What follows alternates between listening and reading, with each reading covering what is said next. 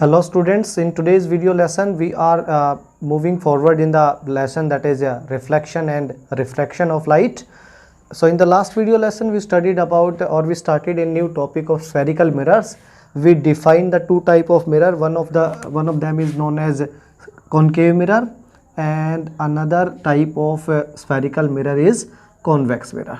आपने define भी किया था इन mirrors को one by one. पहले कहा था आपने कि कॉनकेव मिरर वो मिरर होता है जिसके अंदर क्या होता है, रिफ्लेक्टिंग साइड बेंट इनवर्ट, ठीक है, अंदर की तरफ बेंड होती है कॉनकेव. ओके मैं अच्छे से लिखता हूँ, रुको एक मिनट, ठीक है. पहले आपके पास है ये वाला मिरर, इसको हम लोग बोलते हैं कॉनकेव मिरर और this mirror is called convex mirror. Clear है. और दो भी नाम होते हैं इनके, कॉनकेव और कॉन मिरर के. इसको बोला जाता है कन्वर्जिंग मिरर, इसको हम बोलते हैं डाइवर्जिंग मिरर. ठीक है.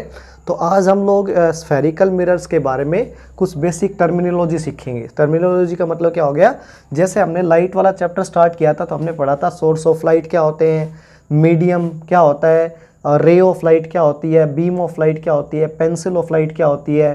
फिर हमने पढ़ा सोर्स ऑफ लाइट भी दो टाइप के होते हैं, एक सेल्फ ल्यूमिनस सोर्सेज होते हैं, एक नॉन ल्यूमिनस सोर्स होते हैं. ठीक है.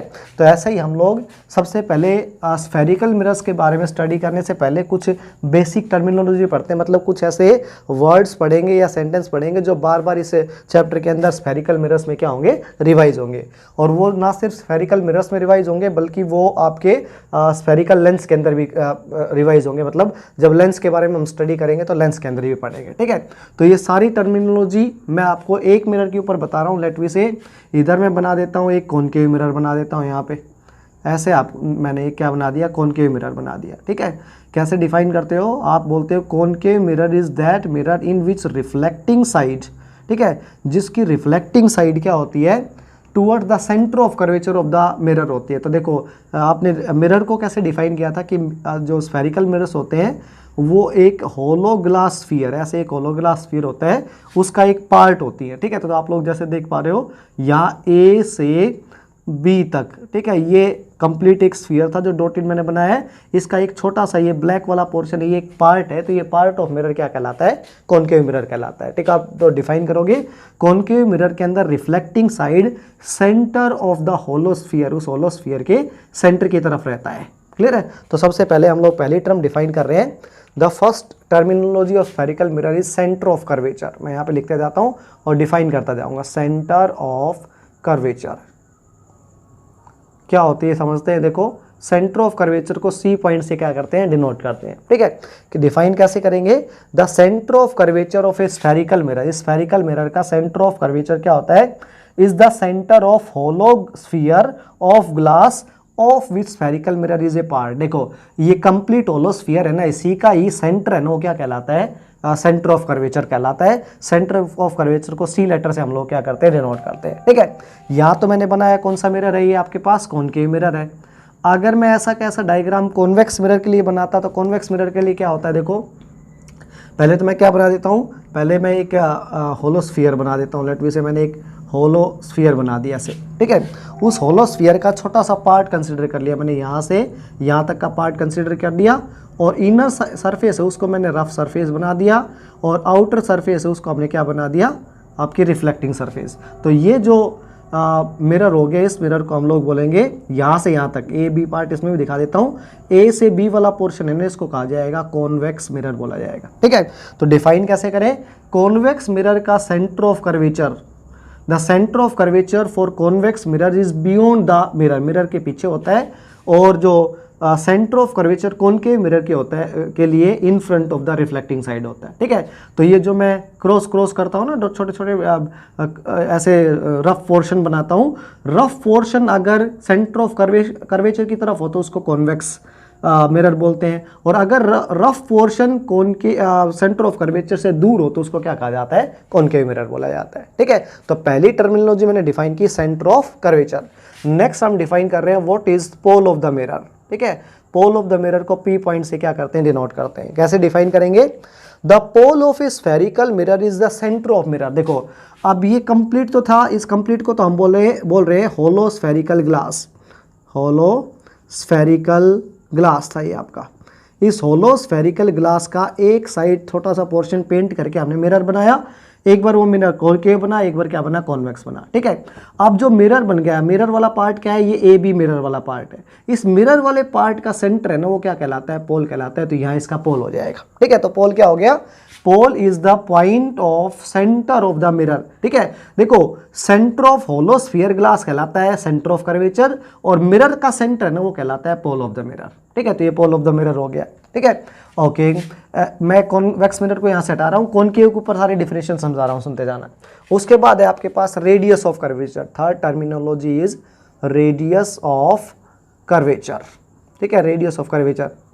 तो क्या है radius of curvature, the distance, radius of curvature एक डिस्टेंस होती है from the centre of curvature to the pole of mirror. ठीक है, मिरर के पोल से सेंटर ऑफ कर्वेचर की जो डिस्टेंस होती है ना, उसको क्या कहा जाता है, रेडियस ऑफ कर्वेचर कहते हैं। तो रेडियस है ना, ये एक टाइप की डिस्टेंस हो गई जो उस होलोस, आप ये भी बोल सकते हो radius of curvature is radius of hollow spherical glass. उस होलो स्फेरिकल ग्लास का जो रेडियस होता है ना, उसको रेडियस ऑफ कर्वेचर बोला जाता है। ठीक है, नेक्स्ट टर्मिनोलॉजी हम डिफाइन कर रहे हैं प्रिंसिपल एक्सिस। प्रिंसिपल एक्सिस, ठीक है, प्रिंसिपल एक्सिस।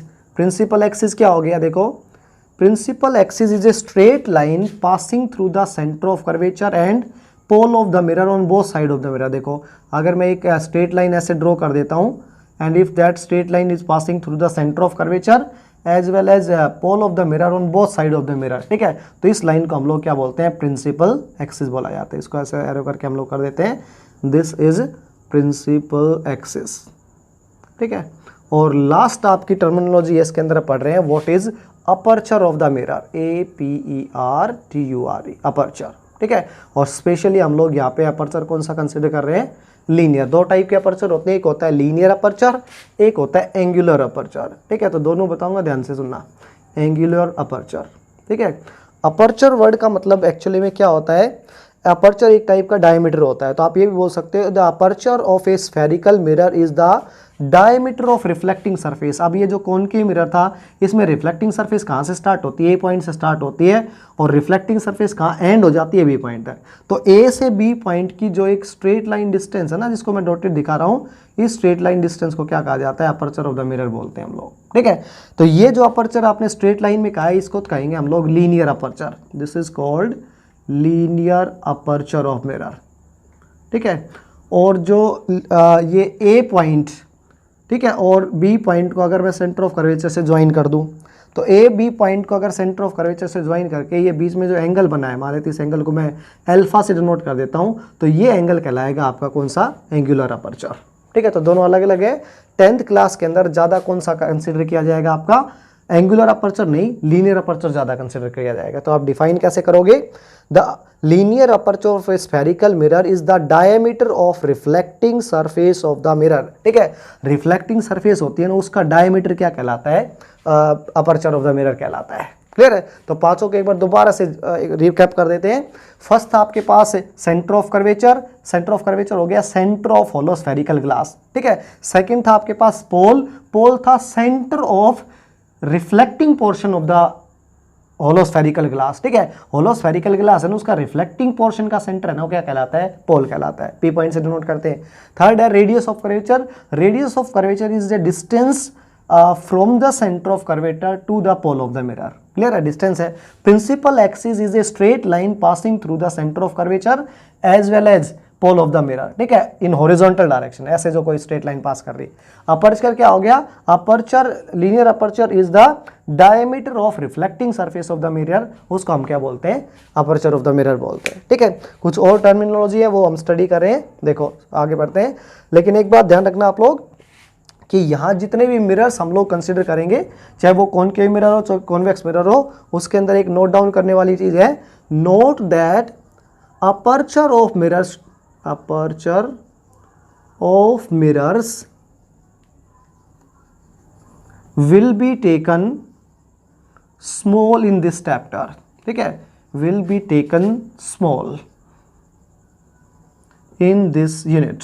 ठीक है, इस यूनिट के अंदर अपर्चर ऑफ मिरर एकदम क्या रखा जाएगा, स्मॉल रखा जाएगा। ठीक है, ये 12th क्लास के अंदर भी एज इट इज रहता है और यहाँ भी एज इट इज रहता है। अपर्चर हम लोग छोटा लेके ही स्टडी करते हैं किसको, चाहे वो कॉनकेव मिरर का हो चाहे लेंसेज का हो। ठीक है, स्फेरिकल लेंस हो या स्फेरिकल मिरर्स हो, सब का अपर्चर हम लोग क्या लेते हैं, linear aperture is always taken small. ठीक है, कैसे स्मॉल लिया जाएगा, हम उनके अंदर कर्वनेस बहुत कम करते हैं, ऐसे हल्का सा कर्वनेस करके चलते हैं। ठीक है, तो कर्वनेस कम कर देना इसका मतलब आप लीनियर अपर्चर कम लेके चल रहे हो, बात ये है। ठीक है, चलो आगे बढ़ते हैं। हम लोग नेक्स्ट प्रिंसिपल फोकस और फोकल लेंथ को डिफाइन कर रहे हैं। देखो